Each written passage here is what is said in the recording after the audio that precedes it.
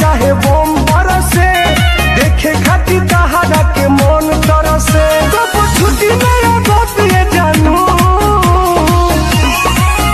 ऐसा चल के गोदौलिया का पनावा खियादा चल के गोदौलिया का पनावा खियादा हे राजा हमके बनारस घुमाएदा हे राजा हमके बनारस घुमाएदा हे राजा भीड़ पंडाल में हतना घाट पर शादी कतना देवरा भइल चटनबा देवरा भइल चटनबा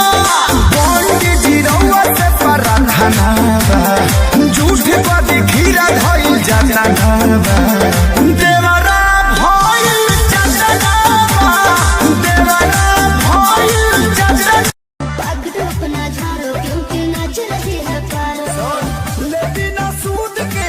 नाच कूद कूद के पूरा सके जावा टूट जाए दे लूट जाए दे धन लूट जाए दे नमरी पघरी उठ जाए दे तू तो सूत जाना मारी पौवा देसी राजा दे लगावाई दे घरवा में ऐसी राजा दे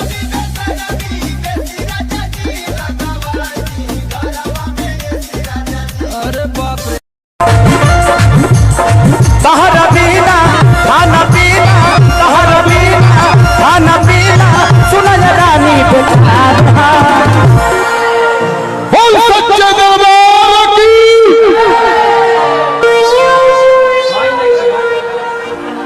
पागल लोग है इसका हमने कहा नहीं कि सुना तहरा बिना खाना पीना बेकार देगा आई लव यू मेरी जान अरे बड़ा खबर से चाहे बम बरसे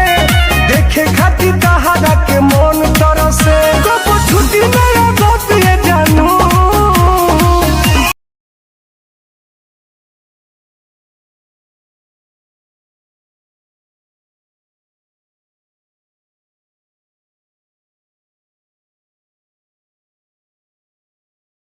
अरे बड़ा खबर से चाहे बम बरसे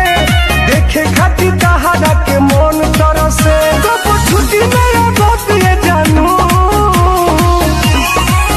ऐसा चुमावा के धइले बड़ा लत ये जानू घरे आई जाला बुनी में भी जात ये जानू